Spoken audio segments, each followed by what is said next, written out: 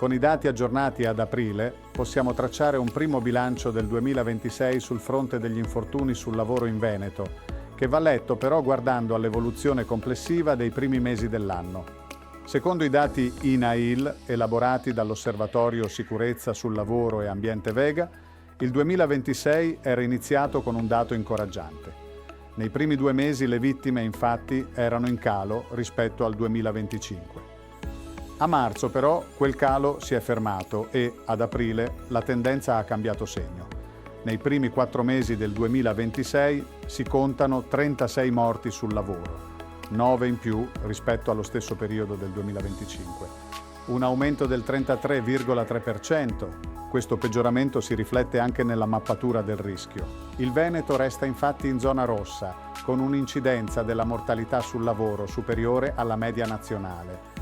A fine aprile in Veneto si registrano 11,8 morti ogni milione di occupati, contro una media italiana di 8,1. La regione è seconda solo alla Lombardia per numero complessivo di decessi. 5 province venete su 7 sono in zona rossa, un segnale che conferma una criticità diffusa sul territorio. Il rischio più alto si registra a Belluno, con 22,7 morti ogni milione di occupati. Treviso è in zona arancione, mentre Venezia è l'unica provincia in zona bianca. Guardando ai settori, il dato più rilevante riguarda le attività manifatturiere, ma l'attenzione deve restare alta anche in comparti come costruzioni, trasporto e magazzinaggio.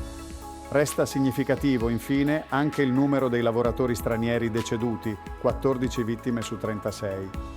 Alla luce di tutto questo, la priorità è chiara: assicurare una formazione realmente efficace, comprensibile e capace di raggiungere tutti i lavoratori, rafforzando al tempo stesso prevenzione e controlli. Solo così la sicurezza può smettere di essere un obbligo formale e diventare una tutela reale per chi lavora.